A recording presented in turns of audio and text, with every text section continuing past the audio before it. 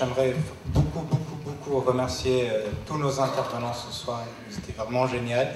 Je pourrais vous demander de mon nom propre, je pourrais donner une minute de silence pour les victimes, non seulement de la révolution ou des mouvements de liberté syrienne, mais de l'ensemble des mouvements de liberté et démocratie dans le monde arabe et dans le monde entier. Merci.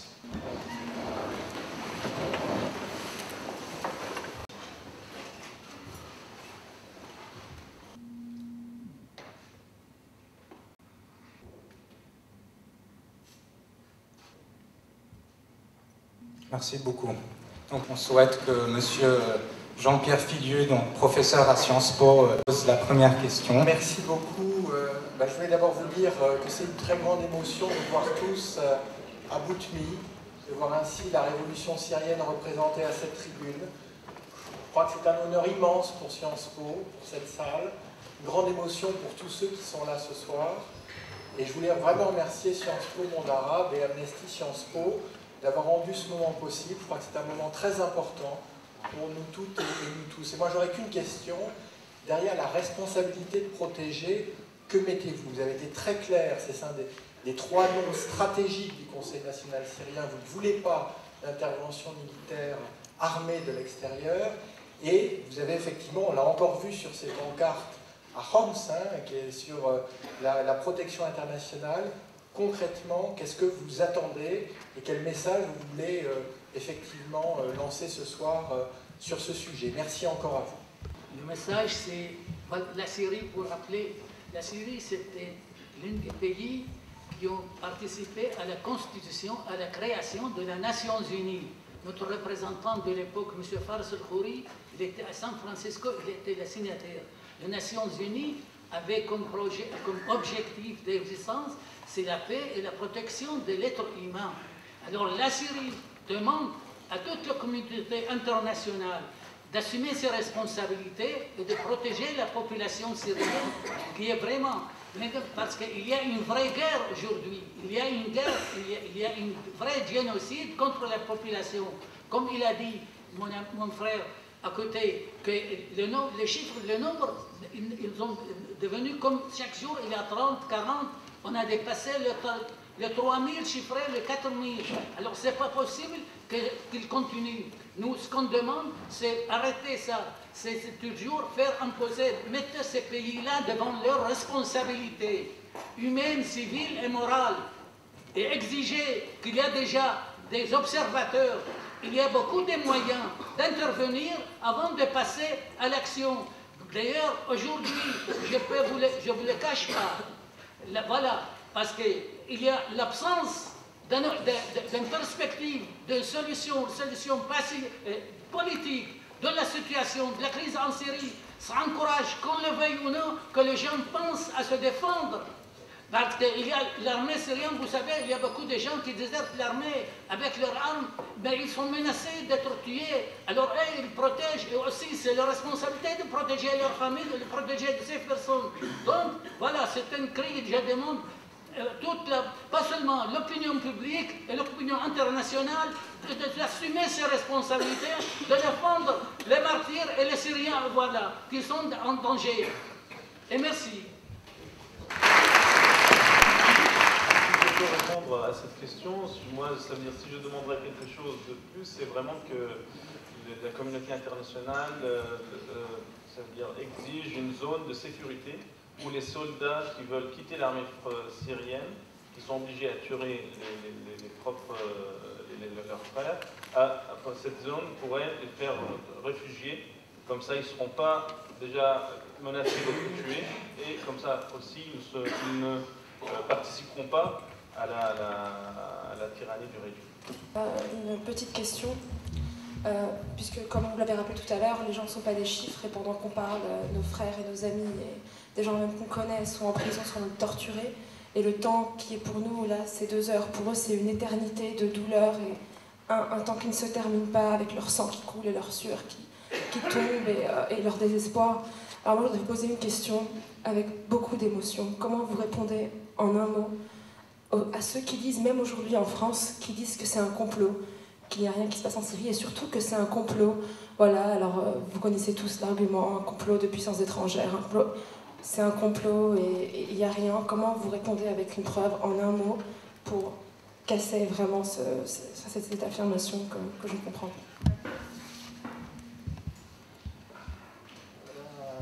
Les jeunes qui sont sortis dans la rue pour demander la liberté, dites-moi où est le complot, ils sont complices de quoi quand ils sortent et ils sont tués sur place et on voit les photos. Le complot, il est organisé par qui? Dire que c'est un complot, c'est la manière la plus simple pour expliquer l'histoire. Un complot, ça fait 7 mois. Bon, un complot par qui? Nous, on travaille pour qui? On est réclamé par qui? Si ceux qui disent que c'est un complot, ils n'ont qu'à nous dire pour qui on travaille. Est-ce c'est un complot aussi quand les gens sortent dans les rues et réclament en disant le vendredi, le Conseil national nous représente? C'est aussi un complot? Si quelqu'un peut prouver que c'est un complot, je l'écoute. Je réponds à la question de monsieur. Je trouve qu'il y a des agendas étrangers, des États-Unis par exemple.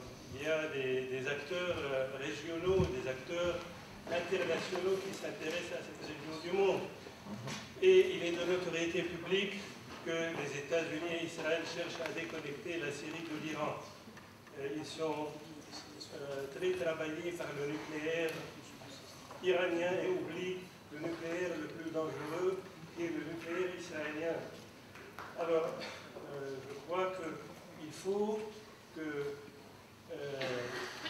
la CNS se positionne par rapport à ces problèmes pour justement faire comprendre que nous ne sommes pas dépendants des agendas étrangers. Il faut aussi que la CNS pratique la transparence dans ses financements aussi. Je veux dire, d'où vient l'argent, mais c'est un conseil de résistance que je donne. Je suis solidaire du CNS et j'espère que sur les problèmes financiers et sur les problèmes de relations internationales, il va y avoir des explications claires. Je réponds aussi à mademoiselle. Parce que quand elle parle, je reviens ici après, au départ, est-ce que le peuple, il va compléter contre soi-même quand on résiste?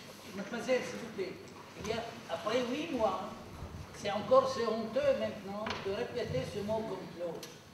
Parce que quand on voit surtout l'importance et la grandeur et surtout les masses qui descendent et qui risquent leur vie, parce que quand les gens se manifestent, ils donnent leur vie. Est-ce que vous savez, les gens, leur vie, elle est si comme ça, qu'ils sacrifient leur vie pour le complot? Alors arrêtons. Alors c'est pour cela, c'est ridicule, c'est vraiment, c'est la propagande, c'est de pouvoir ou des gens qui ne veulent pas comprendre. Deuxièmement, le Conseil national, écoutez, il y a dans toutes ces déclarations, il insiste parce que lui, la souveraineté nationale et l'indépendance sont aussi chères à lui. Alors il les confirme sans cesse. Il y a beaucoup d'expatriés syriens et qui sont vrais et qui versent. Mais nous, on n'est pas censé de dire le nom de ces gens-là. Mais je peux vous l'assurer, et d'ailleurs, le Conseil, même la plupart de ces membres de ce Conseil, parfois même leur déplacement, ils les mettent de leur poche. Et donc, croyez-moi, qu'à cette question, à ce point-là, on est assez sensible et on est fiers. Et on a un fer, voilà. Et d'ailleurs, on l'a répété. Si vous lisez les déclarations, d'ailleurs, je reconnais qu'on est encore faible dans le moyen des médias et de communication, mais bientôt, plus tard, vraiment, on va améliorer surtout les questions de médias, les questions de reconnaissance, parce qu'on vient de constituer nos bureaux, ils n'ont pas encore fonctionné comme il faut. Mais c'est ce que vous dites, je peux vous l'assurer qu'on est aussi, mais c'est un panneau qui va marchander sur notre honneur et sur notre indépendance et sur notre fierté. Voilà. Merci.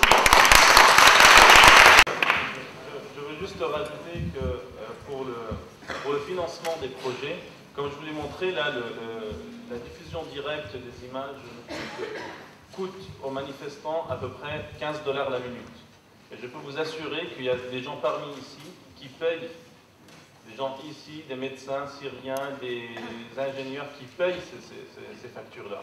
Et ils n'ont pas pris de l'argent ni des États-Unis, ni d'Israël, ni de personne. Dans le cadre de votre position de défendre le rêve démocratique avec la liberté d'expression, je vais vous demander de me laisser m'exprimer librement, même si mes propos risquent de vous choquer. Je voulais simplement demander, est-ce que vous ne croyez pas que vous faites le jeu, que vous êtes les dupes de l'Amérique de Bush, qui en 2003 voulait absolument attaquer la Syrie? J'étais moi-même en Syrie pour aller en Irak, puisque j'étais contre la guerre d'Irak. J'étais en Syrie, de là je suis allée en voiture en Irak, et j'ai vu arriver en 2010, le 10 avril, j'ai vu arriver ce que j'appelle les Boches américains, avec leurs grands soldats, leurs soldats qui avaient des t-shirts noirs avec des têtes de mort. Hein. Et donc, j'étais effrayée quand je me suis dit, mais mon Dieu, Bush, il veut absolument détruire la Syrie. J'étais venue en avion avec dans l'avion, il y avait plein de jeunes syriens, des hommes syriens, qui chantaient. Vous voulez poser votre question? Je pose ma question. Je pose ma question, monsieur. Non, je voulais poser la question simplement. Êtes-vous sûr qu'en recherchant le rêve démocratique de l'Europe, de l'Amérique, c'est un rêve qui n'existe pas en réalité en France? En France, la démocratie, elle n'existe pas en réalité. Ce n'est pas la démocratie, on est dictature. On est dictature. Est-ce qu'il reste 40 ans, 50 ans sans liberté, sans dignité, sur un régime barbare? Est-ce que ça, c'est un prétexte pour qu'on accepte? N'a rien à voir avec ce que vous racontez. Permettez-moi juste de dire. Nous, les jeunes, on se pose toujours la question du début. Est-ce qu'on n'est pas manipulé? Par exemple, c'est une question que moi-même je me pose. Mais si on est conscient que d'abord la révolution, c'était ni la demande de l'Amérique. L'Amérique était très bien pour la Syrie, pour lui, il ne trouvera pas un régime qui répondra à ses demandes comme le fait la Syrie. La force du régime syrien actuel, ce n'est pas dans sa gouvernance. À l'intérieur, c'est la dictature pure. Mais pourquoi personne ne fait rien contre la Syrie? Parce que chacun trouve ses intérêts. Les relations du régime syrien avec l'extérieur sont puissantes. Si l'Amérique a pu gouverner, a pu diriger l'Irak, certainement le régime syrien était complice.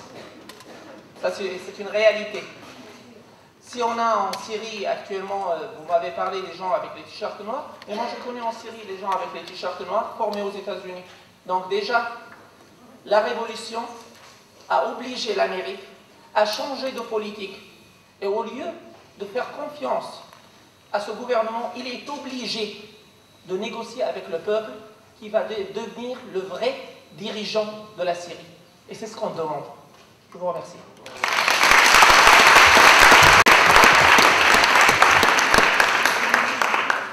Bonsoir, j'ai une question. Donc une petite question technique. Vous avez dit tout à l'heure qu'Al Jazeera est obligé de recourir à un système de décryptage. J'ai pas entendu là, je me souviens un peu de la suite. En fait, de vérifier, de sélectionner les bonnes vidéos, tout ça, parce qu'il y en a tellement de vidéos tous les jours. En fait, parce que il faut savoir que pour un manifestant en Syrie, de sortir pour 5-10 minutes, de filmer une vingtaine ou une centaine de personnes, ça demande beaucoup de courage. C'est vraiment un événement en elle-même, parce qu'il peut, surtout les gens qui filment. On a eu beaucoup d'amis qui ont été tués par une balle dans la tête parce qu'ils levaient leur portable, parce qu'ils étaient en train de filmer. Donc tout ça, je pense que ça prend un grand respect dans le monde des médias, et qui sont obligés, en fait, ils reçoivent tellement de vidéos, tout est important. Même une vidéo qui n'a pas l'air tellement belle, tellement jolie, mais ça a demandé beaucoup de courage, beaucoup de patience, de la technologie pour pouvoir la télécharger sur Internet, malgré tout le blocus que le gouvernement fait. Et donc c'est ça, en fait, c'est des employés de sélection, en fait. D'ailleurs, je veux simplement imaginer que vous êtes en face des fusils avec l'appareil qui tremble et après on vous dit cette vidéo ça passe pas. Je pense que sur 10 vidéos, il y en a une seulement qui est acceptée. Moi personnellement, on me demande, j'ai filmé telle chose, j'ai risqué ma vie et la vidéo n'est pas sortie, j'ai dit ils ne me l'ont pas acceptée. Ça veut dire qu'on nous demande de faire un travail de professionnel alors qu'on est loin de l'être. Je vous remercie. Bonsoir. J'ai une question par rapport à l'issue en fait attendue de ce qui se passe là en Syrie, parce que vous avez dit que la solution politique semble impossible aujourd'hui. Je ne sais pas à l'avenir comment ça va se résoudre. Est-ce que ça va se résoudre? Est-ce que vous pensez qu'il faudrait une intervention armée ou est-ce qu'il y a une autre solution possible? Merci. Personne ne parle maintenant d'intervention, mais la situation, c'est qu'il y a, voilà, nous, c'est ce qu'on a dit dans nos efforts, c'est pour soutenir la révolution, pour la faire avancer, pour faire pression, pour changer l'équilibre des forces à l'intérieur du pays. C'est comme qu'il a expliqué mon frère, quand on va protéger, parce que de plus en plus, il y a des gens il y a une division au sein de toutes ces, surtout dans l'armée. Donc, protéger la population, protéger, arrêter surtout le massacre et la tuerie qui est pratiquée contre la population. Ça encourage qu'il y a à la place des centaines de milliers, parce que le régime maintenant, il veut à tout prix écraser, étouffer, empêcher les gens de sortir. Surtout, il cible bien, comme vous, d'ailleurs, si vous écoutez, et si vous regardez, vous voyez comment il s'acharne contre Homs, contre surtout les foyers de la révolution, pour étouffer ça. Donc ça, parce que lui, il est impuni, parce qu'il sent qu'il est laissé, parce que la Ligue arabe, malheureusement, ils lui ont donné 15 jours, et maintenant l'opinion internationale et la communauté internationale, elles ferment les yeux comme c'est rien. Donc c'est pour ça. Et la Russie et la Chine, quand ils ont utilisé leur veto contre une petite seule résolution qui ne rendait pas beaucoup de choses, mais quand même qui donnait un espoir, qui encourageait, qui essayait de mettre quelque chose, arrêter et aider un peu à stopper ces régimes et ces barbaries. Alors vous voyez, le régime il a pris comme une carte blanche pour continuer les massacres contre la population.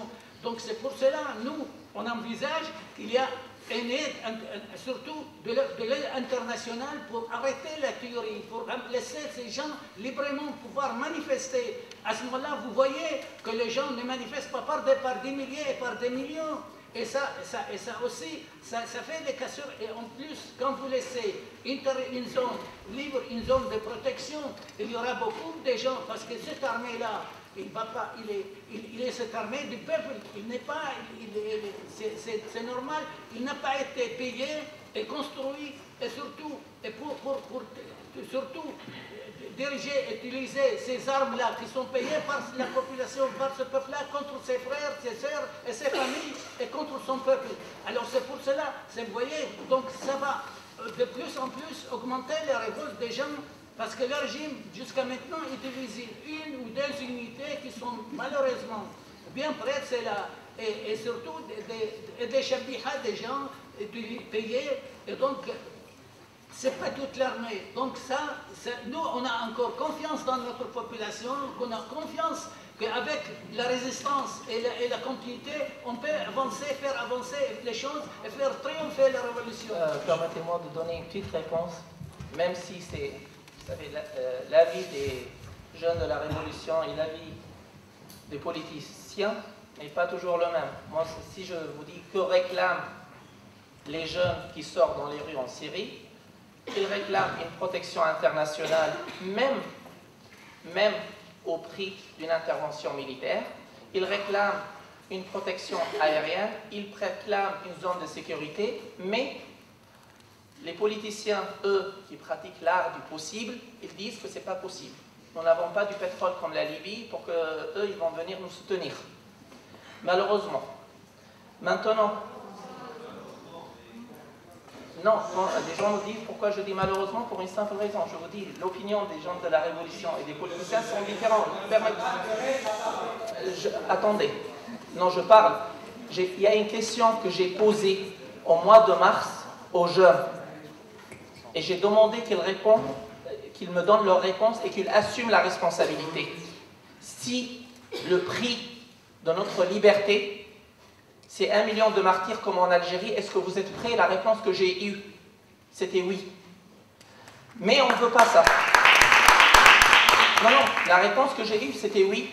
Dire une intervention militaire en Syrie, c'est dire 200 000 morts. Nous avons vu l'intervention militaire en Libye. Combien elle a coûté? Plus de 50 000, ce qui est déclaré jusqu'à aujourd'hui. La Syrie, on multiplie par 4. Est-ce que vraiment on doit payer ce prix? En médecine, excusez-moi de parler avec des termes médicaux, l'amputation est le dernier recours pour le médecin. L'amputation est le dernier recours. Maintenant, il y a des gens qui la réclament, mais il y a des choses qui n'ont pas encore été faites. Est-ce qu'on a gelé les comptes à l'étranger? Est-ce que, monsieur nous a parlé du financement? Le Conseil national syrien n'a aucun financement, malheureusement aussi. J'utilise le mot une deuxième fois. Nous, je parle à mon propre nom. J'ai voyagé plusieurs fois à Istanbul et tout, mais personne ne m'a payé le billet, je l'ai payé de mes propres moyens. Et je reçois, on va me dire, on vous paye combien en tant que membre du Conseil? On me paye 0. C'est une vérité, mais c'est la réalité. Et maintenant, est-ce qu'il y a d'autres solutions? Ben, le monde international peut prendre déjà des solutions qui n'ont pas été encore prises. Est-ce que les pays ont reconnu le Conseil national syrien et ils ont dit aux ambassadeurs dans leur pays de quitter? Malheureusement, jusqu'à maintenant, personne n'a dit aux ambassadeurs syriens ici, vous êtes les associés du diable Assad, vous dégagez. Merci. Ma question concernait la place des minorités en Syrie dans la révolution. Il y a des minorités il y a une minorité au pouvoir aujourd'hui, il y a des minorités qui ont été plus ou moins protégées. Comment est-ce que vous les intégrez, vous, dans le Conseil national syrien? Je ne sais pas, donc je vous pose la question.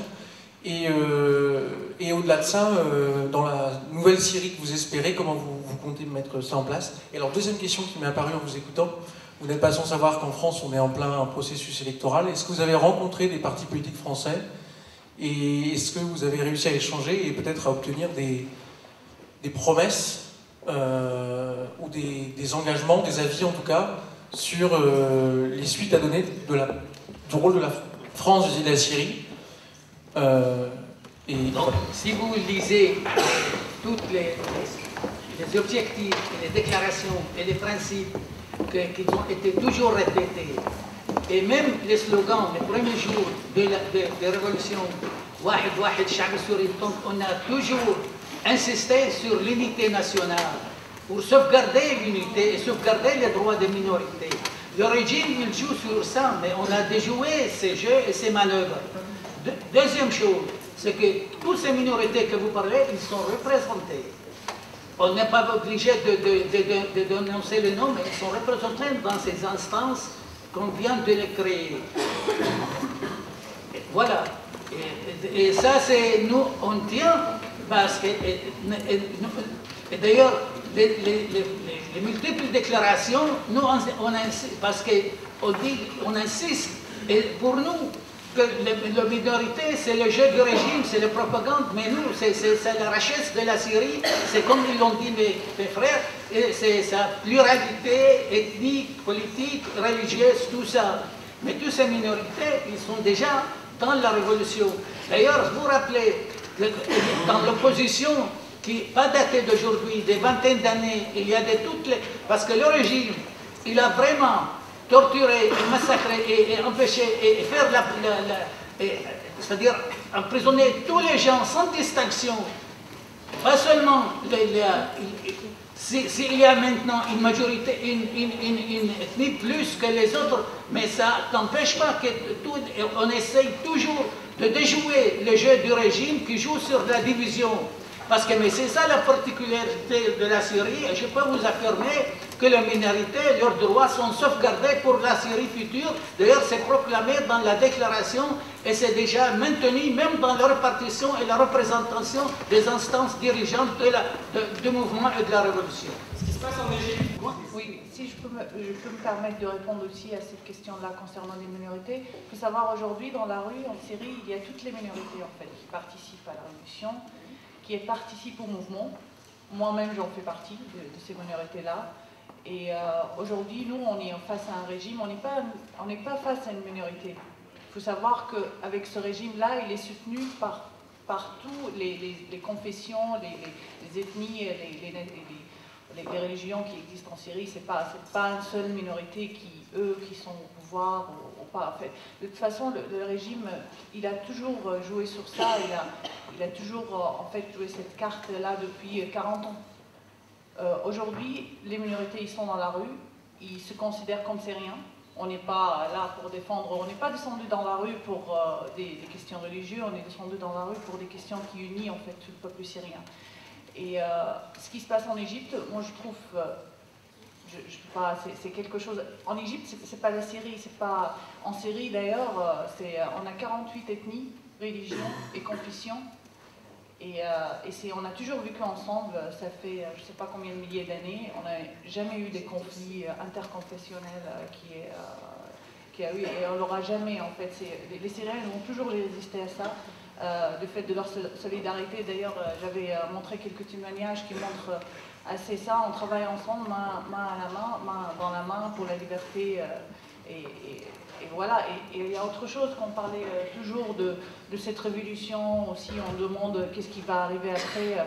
La révolution, elle ne s'arrêtera pas là. Moi, je vous donne un exemple, la révolution française qui a duré des années. On ne veut pas ça, mais la révolution, ça va continuer. Les Égyptiens comme les Tunisiens, ils ont leur révolution qui continue, ils sont en train de bâtir leur pays, ils font face aussi à des contre-révolutions, et voilà, moi j'espère pour eux qu'ils vont surmonter ça.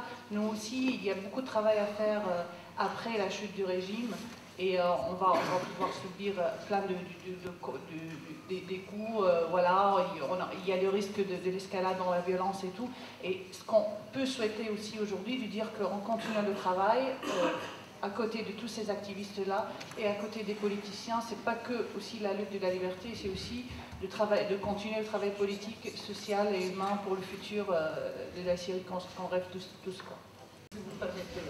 Il y a des gens de toutes les communautés qui aspirent au changement. Il y a des gens qui sont contre le changement et ce sont des gens qui sont des profiteurs. Donc il y a de toutes les communautés des gens qui soutiennent le régime. Il y a des gens de toutes les communautés qui aspirent au changement, qui est contre le régime et qui est pour le changement. Voilà. Il ne s'est pas spécialisé d'une communauté contre une autre. Voilà. Une petite question, mais juste, je dirais avant que le premier ministre de l'État syrien indépendant était chrétien. Il s'appelait Fars al-Khouri, et ce sont les musulmans qui ont demandé à ce qu'il soit premier ministre. Le premier président de la République syrienne était kurde, Shukri al-Quwatli. Donc dire qu'en 1946, ces problèmes ne se posaient pas là, absolument pas, et que maintenant on les pose. Il y a de la citoyenneté en Syrie. C'est un mot au nom duquel on a obtenu l'indépendance contre la présence française, et c'est un mot qui nous rallie aujourd'hui pour obtenir la liberté.